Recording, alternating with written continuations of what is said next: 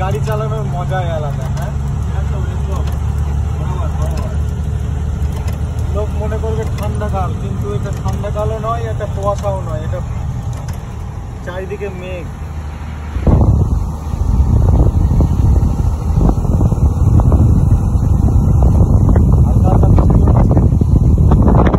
আর এই যে আমার দোস্ত গাড়ি চালাচ্ছে।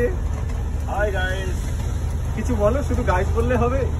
हम এখন टर्निंग में है ना, पहाड़ में है। আচ্ছা, ये तो परे কথা बोलता है, आप लोग सब भालो देखिए, हम बाद में बोलता है। ठीक है दोस्त लोग, ये देखिए